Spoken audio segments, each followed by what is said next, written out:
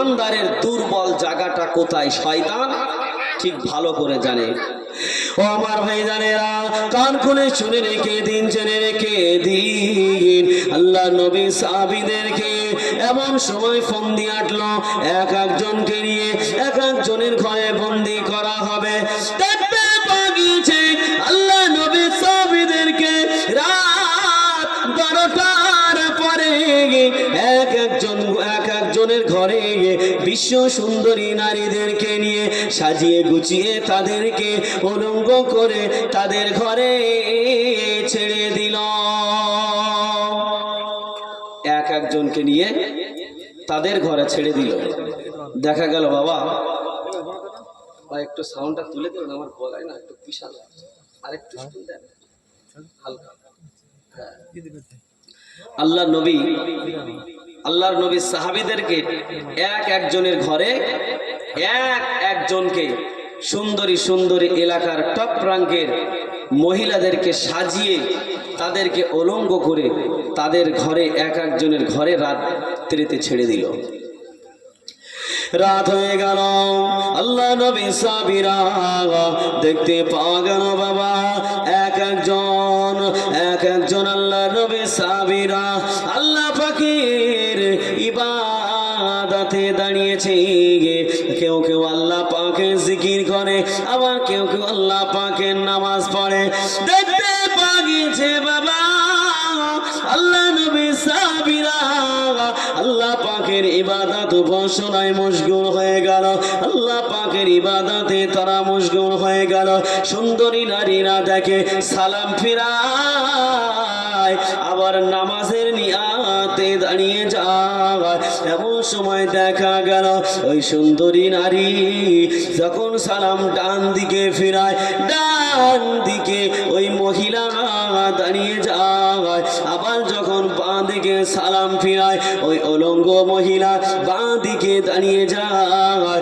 দেখতে পাওয়া গেল বাবা কোনো দিকে না তাকিয়ে আল্লাহ নবী সাহাবীরা আবার পুনরায় আল্লাহর ইবাদতে নিয়াত করে দাঁড়িয়ে যায়। বলুন সুবহানাল্লাহ। এমন করে ইবাদত করতে করতে রাত যখন পার হয়ে গেল,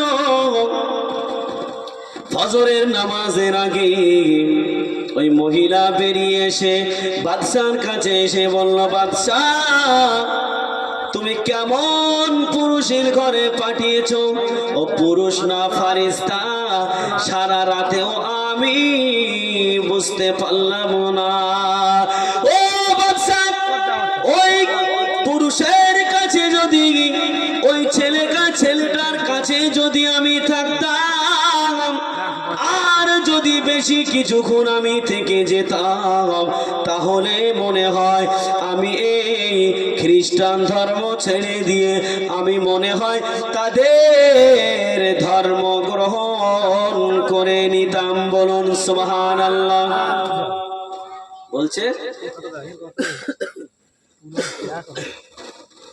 যদি আমি আর কিছুক্ষণ থাকতাম তাহলে মুসলমান ধর্ম আমি হয়তো গ্রহণ করে ফেলতাম। ওই জন্য আমি ওখান থেকে চলে এসেছি, যে সে মানুষ না অন্য কিছু, আমার মাথার মধ্যে কিচ্ছু ঢুকলো না। আল্লাহ নবী সাহাবীদেরকে সাউন্ডটা চেপে দিন না ভাই।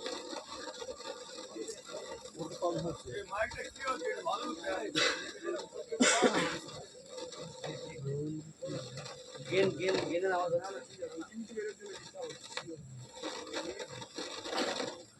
এখন আওয়াজ হচ্ছে না। ওদের প্রথমে তো ঠিকই ছিল। কেন আমার কথা ওঠে, এই আপনার সাউন্ডটা ডিস্টার্ব হয় না? এদিকে খেয়াল করেন। আল্লাহর নবী সাহাবীরা যখন ইবাদত করতে করতে রাত পার করে ফেলল, ফজরের সময় হয়ে গেল, ফজরের নামাজ আদায় করলো, তারা ফন্দি আটছে আবার যে আমরা যে কৌশল অবলম্বন করছি আমাদের কোনো কৌশলে কোনো কাজ হচ্ছে না। আল্লাহ নবী সাহাবীদেরকে আবার দেখতে পাওয়া গেল বাবা আল্লাহ নবী সাহাবীদেরকে আবার কেমন করে ঈমানটা লুটে নেওয়া যায়।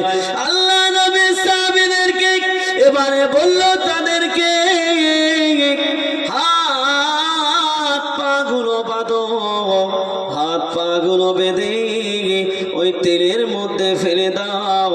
17খানা গর্ত খনন করো, 17খানা গর্ত খনন করে বড় বড় কড়া চাপিয়ে দাও, আর সেই কড়ার মধ্যে তেল ঢেলে দাও। ফুটন্ত তেলের মধ্যে এক এক করে তাদেরকে মেরে দাও।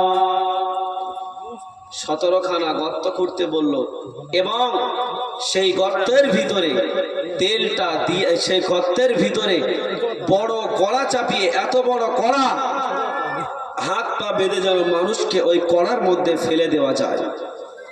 এমন সময় দেখা গেল বাবা ওই 17খানা গর্ত খনন করল। 17খানা গর্ত খনন করার পর তাতে 17টা কড়া চাপানো হলো এবং সেই কড়ার মধ্যে তেল ঢেলে দেওয়া হলো। তেলটা আগুন দিয়ে জ্বালানো হলো, তেলটা টকবক টকবক করে ফুটতে লাগলো। ও আমার ভাই জানেরা, তেলটা যখন টকবক টকবক করে ফোটে দেখতে পাওয়া গেল বাবা আল্লাহ নবীর একজন সাহাবীর হাতটা বাঁধলো, পাটা বেঁধে দিল। হাত আর পা বেঁধে ওই তেলের মধ্যে যখন ফেলে দিল, আল্লাহ পাকের আল্লাহ নবী সাহাবী ওই তেলের মধ্যে চিরজনমের মতো ইন্তেকাল হয়ে গেল। দেখতে পাওয়া গেল বাবা পারস্যের বাদশাহ এবারে মনে হচ্ছে, মনে হয় একজনকে তেলের মধ্যে ফেলেছি আর বাকিজন মনে হয় ইসলাম ধর্ম ছেড়ে দেবে। দেখতে পাওয়া গেল বাবা আল্লাহ নবী সাহাবীদের মধ্য থেকে একজন সাহাবী তাদের দলের লিডার, ও তখন কাঁদতেছে।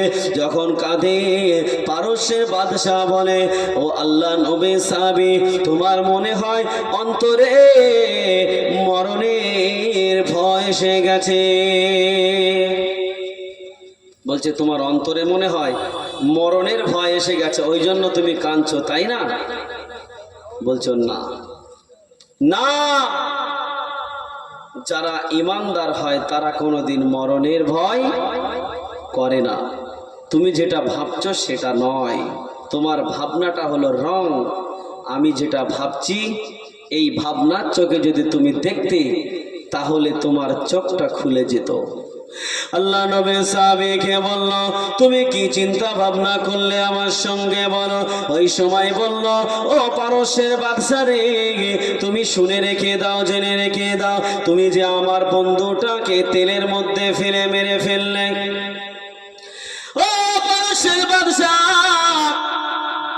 তুমি যে আমার বন্ধুটাকে তেলের মধ্যে ফেলে মেরে দিলে, আমার ওই বন্ধুর সঙ্গে আমি ছোটবেলা থেকে যে প্রতিযোগিতা করি, প্রত্যেক প্রতিযোগিতায় আমি ফার্স্ট হই।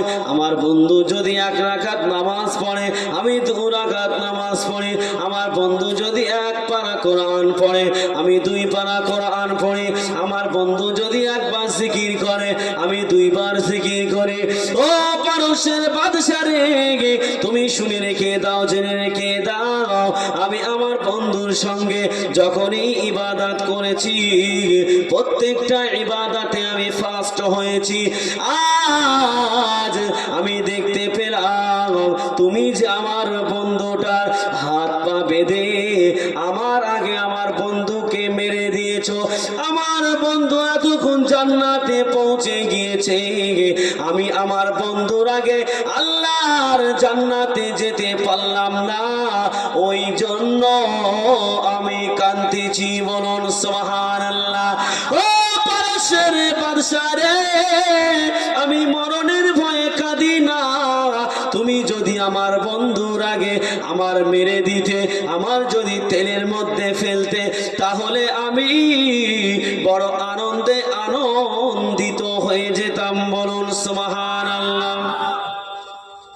বলছে যে তুমি যদি আমাকে আগে মেরে দিতে তাহলে আমি খুশি হতাম, কিন্তু তুমি আমার আগে আমার বন্ধুকে কেন মারলে? আমার বন্ধু তো জান্নাতে পৌঁছে গেছে এত বলা মনে হয়, আমাকে যদি মেরে দিতে তাহলে আমি আল্লাহর রহমতের দয়ার জান্নাতে চলে যেতাম। যখন এই কথা বলল, পারস্যের বাদশা বলছে, না, এদের সঙ্গে আর পারা সম্ভব নয়। এদের যত রকম ভাবে পরীক্ষা করি, এরা দেখছি মরার জন্য প্রতিযোগিতা করছে যে আমি আগে মরলে আমি ভালো হতো। মরার জন্য কাঁদছে ও, আমার ভয়ে কাঁদে না, মৃত্যুর ভয়েও কাঁদে না, ও কাঁদছে আগে মরবে তাই। তাহলে এদের কত ইমানের জোর, ইমানের কত পাওয়ার। পারস্যের বাদশা অবশেষে তাদের কাছে হার স্বীকার করলো, বলল, তোমাদের সঙ্গে তো আমি পারলাম না, তোমাদেরকে আমি ছেড়ে দেব, তবে তোমাদের শর্ত হলো আমি যেটা বলবো সেটা তোমাদের মুখ দিয়ে একটু শুনে যদি বলো তাহলে আমি ছেড়ে দেব। কি বলল? পারস্যের বাদশা বলল, তোমরা শুধু একটিবারের জন্য বলো যে তুমি হলে আমাদের বাদশা।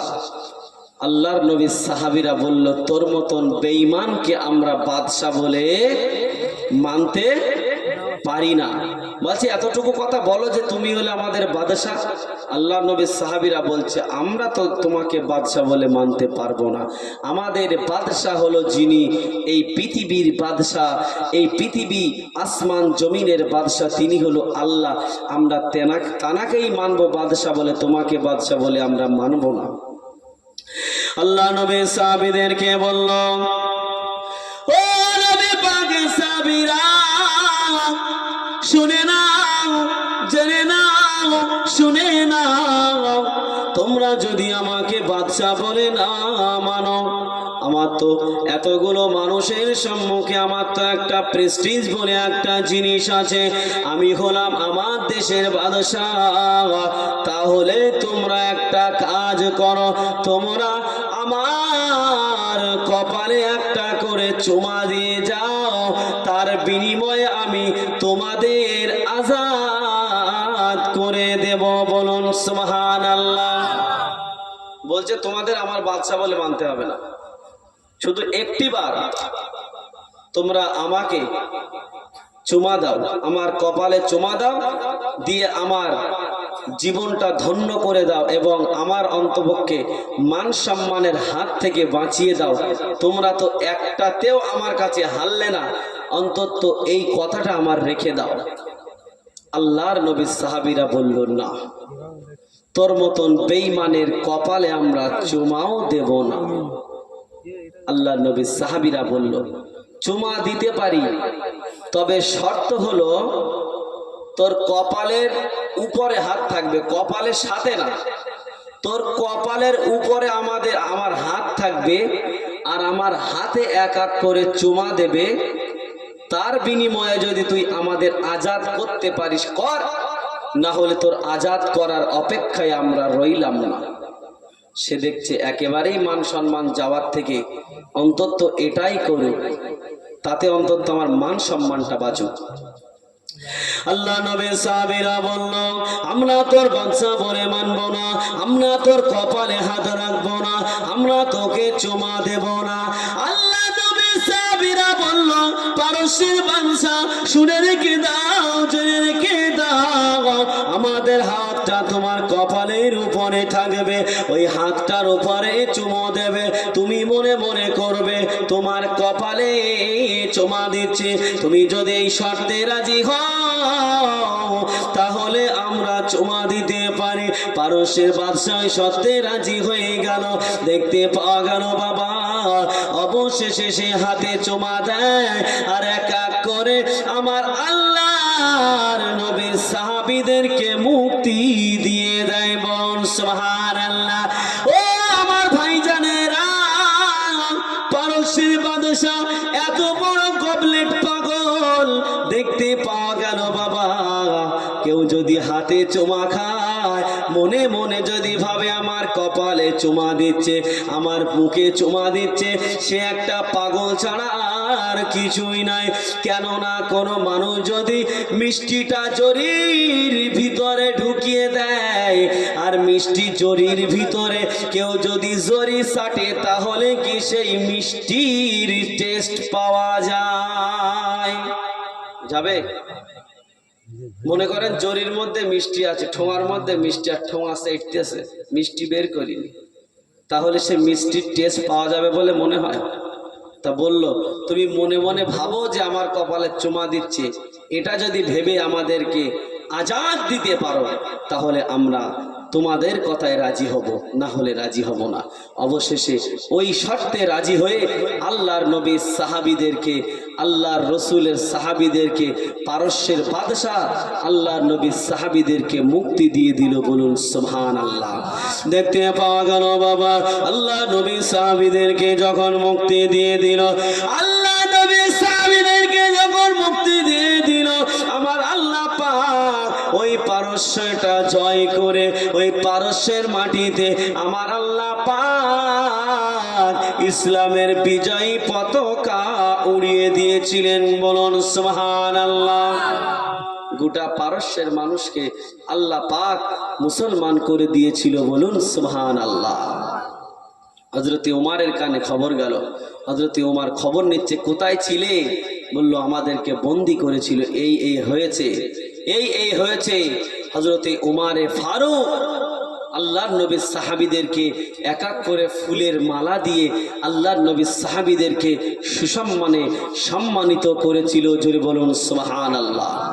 মোহাব্বতে দরুদ আল্লাহুম্মা সাল্লি আলা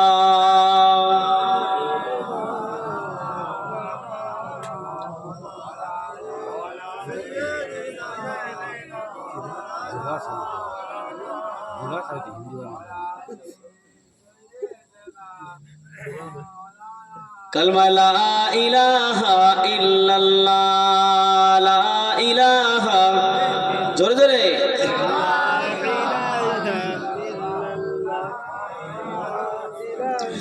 ওই পাহাড়কে যদি প্রশ্ন করো সৃজন করেছে কে তোমাকে, ভাষাহীন এক জবাব পাবে, আমার প্রভু সে যে আল্লাহ মহান। জোরে বলেন সুবহানাল্লাহ, একটু জোরে বলেন।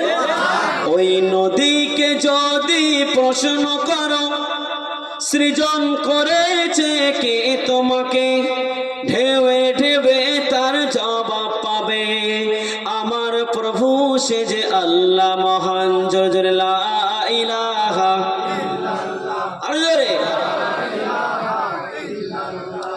লা ইলাহা ইল্লাল্লাহ। সৃজন করেছ এ ধরনী, দিয়েছ কত শত নিয়ামত, তোমার হাতের এক ইশারায় হয়ে যাবে কিয়ামত। এই পৃথিবী বলো বা চন্দ্র বলো, সবই যে প্রভুর দয়ায় ফরান, সে যে আল্লাহ মহান আল্লাহ,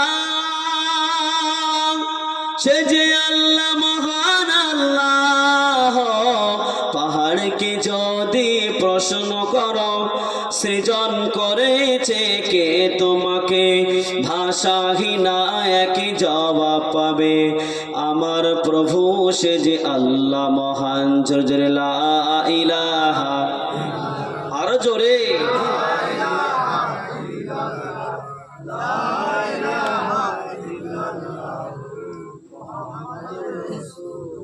তো বাবাজি আমার, আল্লাহর পথে যদি আমরা থাকি, আল্লাহর পথে যদি আমরা থাকি, আমার আল্লাহ পাক অবশ্যই যেমন রসুলের সাহাবীদেরকে বিজয়ী লাভ করিয়েছেন, ঠিক তেমন ভাবেই আমরাও যদি আল্লাহর পথে থাকি, ঠিক আল্লাহ পাক আমাদেরও ঠিক এমন ভাবে সাহায্য সহযোগিতা করে আমাদেরকেও আল্লাহ পাক একদিন বিজয় করে দেবে। বলুন সুবহানাল্লাহ। আরো জোরে হলো না? তাই বলছি, আমরা প্রত্যেকেই ইমানের পথে থাকব। ইমানের পথে ছিলেন শাহ ফরিদ উদ্দিন রহমাতুল্লাহ আলাইহির আম্মা জান। এই মিষ্টির কথা বলতে গিয়ে এই কথাটা মনে পড়ে গেল, তাই কথাটা বলছি। শাহ ফরিদউদ্দিন রহমাতুল্লাহ আলাইহি তিনি বড় মিষ্টি ভক্ত ছিল। কি ছিল বাবা, একটু জোরে বলেন। মিষ্টি ভক্ত ছিল, মিষ্টি পছন্দ করত। তো শাহ ফরিদউদ্দিন রহমাতুল্লাহ আলাইহি তানার আম্মা জান একদিন শাহ ফরিদউদ্দিনকে বলছে, বাবা শাহ ফরিদউদ্দিন, তুমি নামাজ পড়ো, তুমি যদি নামাজ পড়ো তাহলে আল্লাহ পাক তোমাকে জান্নাতি খাবার খাওয়াবে এবং মিষ্টি খাওয়াবে। শাহ ফরিদউদ্দিনকে, ছোট্ট মানুষ, যখন এই কথা বলল, শাহ ফরিদউদ্দিন মিষ্টির লোভে ওনার আম্মা জানের সঙ্গে প্রত্যেক দিন নামাজে দাঁড়িয়ে যেতেন। ও আমার ভাই জানেরা, ও নবী পাকের সাহাবীরা, আল্লাহর নবী হাবিবুল্লাহ জনাবে মুহাম্মদ রাসূলুল্লাহ সাল্লাল্লাহু আলাইহি ওয়াসাল্লামের সাহাবীদেরকে আল্লাহ পাক রব্বুল আলামিন যেমন শেষে জয় করিয়ে দিয়েছে, জান্নাত পেয়ে গিয়েছে, জান্নাতের মধ্যে যেমন মিষ্টি খাবে, ঠিক তেমন ভাবে যদি কেউ আল্লাহ রসুলকে খুশি করতে পারে, আমার আল্লাহ পাক তাদেরকে ওই দুনিয়ার জমিনে জান্নাতের খাবার খাইয়ে দেবে। বলুন সুবহানাল্লাহ। জান্নাতের খাবার কেমন করে খাইয়েছে দেখুন। আল্লাহ পাক রব্বুল আলামিনের বান্দি শাহ ফরিদউদ্দিন রহমাতুল্লাহ আলাইহি আম্মা জান শাহ ফরিদউদ্দিনকে বলল, ও বাবা শাহ ফরিদউদ্দিন, ও বাবা শাহ ফরিদউদ্দিন, তুমি যদি নামাজ পড়ো, কেউ যদি নামাজ পড়ে, আমার আল্লাহ পাক তাকে জান্নাতের খাবার খাওয়ায়। শাহ ফরিদউদ্দিনের আম্মা জান শাহ ফরিদউদ্দিনকে নিয়ে যখনই নামাজ আদায় করে, নামাজ আদায় করার সময় নিজের ছোট্ট ছেলেকে নিয়ে শাহ ফরিদউদ্দিনের আম্মা জান পাশে পাটি বিছিয়ে দেয়। আল্লাহর বান্দির পাশে শাহ ফরিদউদ্দিন নামাজে দাঁড়িয়ে যায়। বলুন সুবহানাল্লাহ। শাহ ফরিদউদ্দিন নামাজে দাঁড়িয়ে যায়, প্রত্যেক দিন নামাজ পড়ে। একটা বাচ্চাকে আপনি যেভাবে অভ্যস্ত করবেন, ঠিক সেই অভ্যাসিত হবে সেই বাচ্চাটা। আপনি যদি আপনার বাচ্চাকে মোবাইল দেখানো শেখান, সেই বাচ্চা মোবাইল দেখা শিখবে। আপনি যদি আপনার বাচ্চাকে গান শোনা শেখান, গান শোনা শিখবে। আপনি যদি আপনার বাচ্চাকে ড্যান্স হাঙ্গামায় ভর্তি করে দেন, তাহলে সেই ড্যান্স শিখবে। শিখবে না? শিখবে না। তো শাহ ফরিদউদ্দিনের আম্মা জান তিনি তার বাচ্চাকে শিক্ষা দিল কি? নামাজ পড়ার শিক্ষা। পাশে নামাজের পাটি বিছিয়ে দিল, বলল, বাবা যদি কেউ নামাজ পড়ে, আমার আল্লাহ পাক তাকে জান্নাতে খাবার খাওয়ায়। ও আমার ভাই জানেরা, কান খুলে শুনে রেখে দিন, জেনে রেখে দিন। আল্লাহর বান্দা শাহ ফরিদউদ্দিনের আম্মা জান শাহ ফরিদউদ্দিনকে নিয়ে প্রত্যেক দিন নামাজ পড়ায়, আর নামাজের পাটির তলায় মিষ্টির বাটি দিয়ে দেয়। প্রত্যেক দিন নামাজ শেষ হয়ে যায়, নামাজের পাটি তোলে আর বলে, ও বাবা শাহ ফরিদউদ্দিন, ও বাবা শাহ ফরিদউদ্দিন, দেখো বাবা শাহ ফরিদউদ্দিন, তুমি নামাজের পাটি তোলো, প্রত্যেক দিন তুমি মিষ্টি পাইয়ে যাও। বলল, বাবা শাহ ফরিদউদ্দিন, তুমি যে প্রত্যেক দিন মিষ্টি পেয়ে যাও, ওই মিষ্টিটা নামাজ পড়ার কারণে আমার আল্লাহ তোমাকে মিষ্টি খাওয়ায়। শাহ ফরিদউদ্দিনের আম্মা জান তিনি বড় কর্মরত ছিল, তিনি বড় সাংসারিক মানুষ ছিল। শাহ ফরিদউদ্দিনের আম্মা জান বেশ অনেক দিন হয়ে যাওয়ার পর হঠাৎ করে একদিন নামাজের সময় সংসারের কাজে মগ্ন হয়ে গিয়েছে, সংসারের কাজে ব্যস্ত হয়ে গিয়েছে। দেখতে পাওয়া গেল বাবা শাহ ফরিদউদ্দিনের আম্মা জান নামাজের কথা ভুলে গিয়ে সংসারের কাজে মশগুল হয়ে রয়েছে। আর শাহ ফরিদউদ্দিন প্রত্যেক দিনের ন্যায় সেদিনে নিজে নিজে নামাজের পাটি নিয়ে আল্লাহর ইবাদতে দাঁড়িয়ে গিয়েছিলেন। বলুন সুবহানাল্লাহ। বাচ্চার অভ্যাস হয়ে গিয়েছে, নামাজ পড়ে একটা লোভ হয়ে গিয়েছে, নামাজের প্রতি একটা নেশা হয়ে গিয়েছে। এখন কি করবে? আম্মা জান পাটি দেয়নি, ঠিক আছে, কোনো ব্যাপার না, আমি তো জানি কিভাবে পাটি পাততে হয়, আমি তো নিজে জানি কিভাবে নামাজ পড়তে হয়।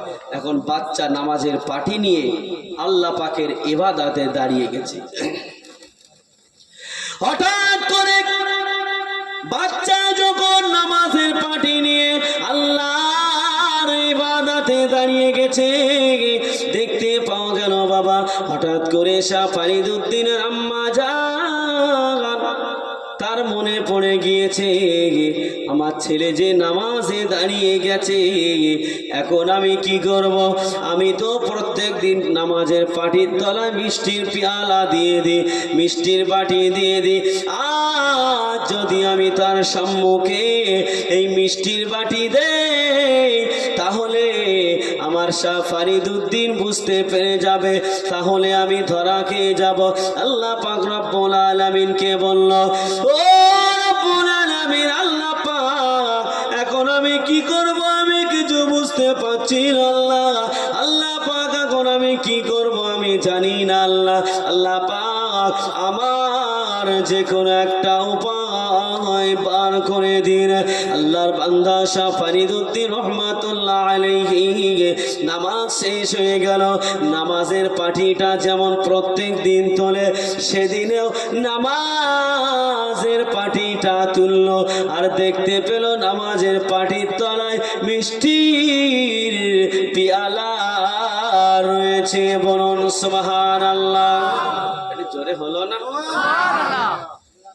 প্রত্যেক দিন নামাজের পাটি তোলে, মিষ্টি পায়, সেই নিয়ম অনুযায়ী এদিনেও নামাজের পাটি তুলেছে, জানে মিষ্টি আছে, তা নামাজের পাটি তুলে দেখে সত্যিকারের নামাজের সেই পাটির তলায়, যাই নামাজের পাটির তলায় মিষ্টির পিয়ালা প্রত্যেক দিনের ন্যায় আজও সেই পিয়ালাটা আছে। জোরে বলেন সুবহানাল্লাহ। ও আমার ভাইজানা, শাহ ফরিদউদ্দিন রহমাতুল্লাহ আলাইহি ওই মিষ্টির পেয়ালাটা হাতে নিয়ে ওই মিষ্টিটা গালে এক লোকমা যখন গালে দিল, আবার দ্বিতীয় লোকমা যখন গালে দিল, প্রথম লোকমা একরকম টেস্ট, দ্বিতীয় লোকমা আর এক রকম টেস্ট, তৃতীয় লোকমা আর এক রকম টেস্ট। শাহ ফরিদউদ্দিন রহমাতুল্লাহ আলাইহি দৌড়ে দৌড়ে দৌড়ে দৌড়ে আম্মা জানের কাছে চলে গেল। ও আমার আম্মা জান, ও আমার আম্মা জান, আমি প্রত্যেক দিন মিষ্টি খাই, এত স্বাদু মিষ্টি, এত সুস্বাদু মিষ্টি, এত টেস্টি মিষ্টি তো আমি কোনোদিন খাইনি আম্মা। আমি এক একটা মিষ্টি একবার করে কামড় মারি, এক রকম টেস্ট হয়ে যায়, আবার যখন কামড় মারি আবার দ্বিতীয় রকম টেস্ট পায়। ও আমার আম্মা জান, আমি এতদিনে নামাজ পড়ে আমি যে মিষ্টি খেয়েছি সেই মিষ্টির স্বাদ আর এই মিষ্টির স্বাদ আসমান জমিন ডিফারেন্স। জোরে বলুন সুবহানাল্লাহ। ও আমার ভাইজানেরা, শাহ ফরিদউদ্দিন রহমাতুল্লাহ আলাইহির আম্মা জান তাকে বলল, বাবা শাহ ফরিদউদ্দিন, তোমার উপরে আমার আল্লাহ পাক এতটাই খুশি হয়ে গেছে, তোমার উপরে আমার আল্লাহ পাক এতটা রাজি হয়ে গিয়েছে, তোমার উপরে রাজি হয়ে খুশি হয়ে আমার আল্লাহ পাক তোমাকে জান্নাতের খাবার খাইয়ে দিয়েছে। বলুন সুবহানাল্লাহ। কি বলল? যে তোমার উপরে খুশি হয়ে আমার আল্লাহ পাক জান্নাতের খাবার, জান্নাতের মিষ্টি তোমাকে খাইয়ে দিল। একটু জোরে বলেন সুবহানাল্লাহ। তাহলে আমরা আমাদের বাচ্চাদের এইখান থেকে কি শিক্ষা দেব? ছোট্টবেলা থেকে পাশে নিয়ে নামাজ পড়াবো। মসজিদে এমন এমন মুসল্লি আছে, যদি বাচ্চারা একটু গিয়ে চিল্লামিল্লি করেছে, বাচ্চাদের এমন একটা হেকো চলকানি তারা দেবে, ও বাচ্চার জীবনে মসজিদ মুখো তো হবে না, আর বড় হলে মসজিদে নামাজ পড়তেও ঢুকবে না। সুতরাং আমাদের ব্যবহারে আমাদের বাচ্চারা মসজিদের মধ্যে ঢুকতে ভয় পায়। বাচ্চারা মসজিদের মধ্যে নামাজের কাতারের মধ্যে আপনি নামাজ পড়বেন, বাচ্চারা দৌড়াদৌড়ি করবে, আমার আল্লাহ পাক খুশি হবে। বাচ্চারা মসজিদের কাঁচ ভাঙবে, বাচ্চারা মসজিদে নামাজ পড়বে, মানুষের গায়ের উপরে দাঁড়াবে, বসবে, সেই দৃশ্যগুলো আমার আল্লাহ পাক দেখে আরশের উপর থেকে মুস্কে মুস্কে হাসতে থাকে। জোরে বলুন সুবহানাল্লাহ। আমার আল্লাহ পাক হাসে, খুশি হয়। যে কাজে আমার আল্লাহ খুশি সে কাজে আমরা বড় পাকা মুসল্লি, বাচ্চাদের ধরে মারা হবে, বাচ্চাদের ধরে কান টানা হবে, বাচ্চাদের ধরে উল্টো পাল্টা কথাবার্তা বলে তার মা বাবার কাছে শিকায়ত দেওয়া হবে। কিন্তু একটা কথা আমি বলবো, আমরা প্রত্যেকে খেয়াল রাখবো যে আমাদের বাচ্চাগুলো হলো আমাদের আগামী দিনের ভবিষ্যৎ, আমাদের আগামী দিনের প্রজন্ম। সুতরাং তাদেরকে আমরা যেভাবে আদর্শবান করার দরকার সেইভাবে আমরা আদর্শবান করব। যদি এই ঈমানের পথে আমরা না থাকি তাহলে আমরাও কিন্তু পথভ্রষ্ট হয়ে আমরাও একদিন ক্ষতিগ্রস্ত হয়ে যাব। তাই কবি কত সুন্দর ভাষায় বলছেন, ঈমানের পথে অবিচল থেকে আমার মরণ যেন হয়। ঈমানের পথে অবিচল থেকে আমার মরণ যেন হয়। তোমারই কাছে মিনতি আমার, তোমারই কাছে মিনতি আমার, ও গো মহিম দয়াময়। ঈমানের পথে অবিচল থেকে আমার মরণ যেন হয়। আল্লাহুম্মা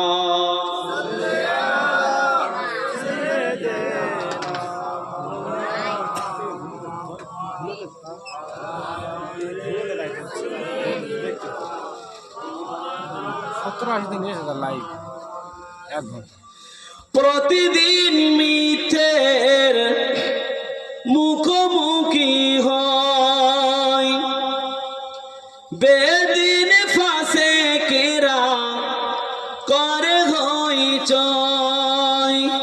আজাজিলে সে গুমরাহি সুর গান করে তোলে মনময়। ঈমানের পথে অবিচল থেকে আমার মরণ যেন হয়। আল্লাহুম্মা সাল্লি আলা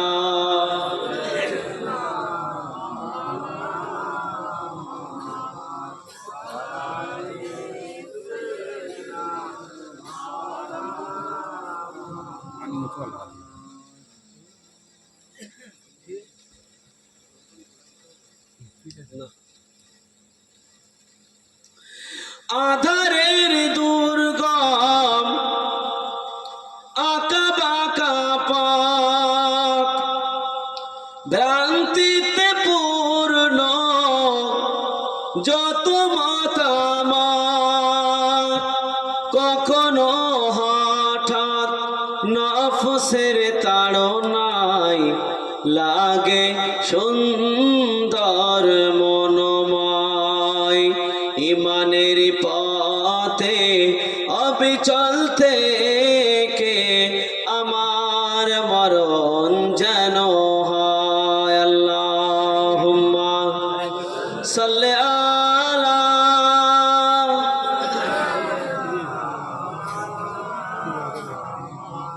ওয়া আলা আলি সাইয়্যিদিনা।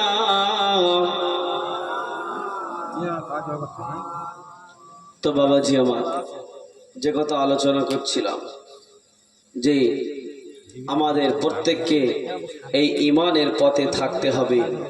আর যদি আমরা ঈমানের পথে না থাকি তাহলে মনে রাখবেন একের পর এক মুসলমানদের যে সমস্ত জিনিসগুলো হাত ছেড়ে চলে যাচ্ছে আপনাদের, সেই জিনিসগুলো আর আপনারা ফিরে পাবেন না।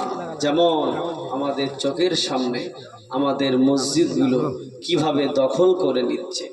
তাই আমি আপনাদেরকে বলবো, আমরা মুসলমান, আমরা প্রত্যেকে এই আলেমদের কথাগুলো অন্তত মেনে নেব। আর যদি না মানি, আর যদি বাস্তবে রূপ না দেয়, তাহলে মনে রাখবেন আমাদের সম্মুখে এমন একটা দিন আসবে যেদিনে আমরা কেঁদেও আর কোনো সেই পথ আমরা খুঁজে পাবো না।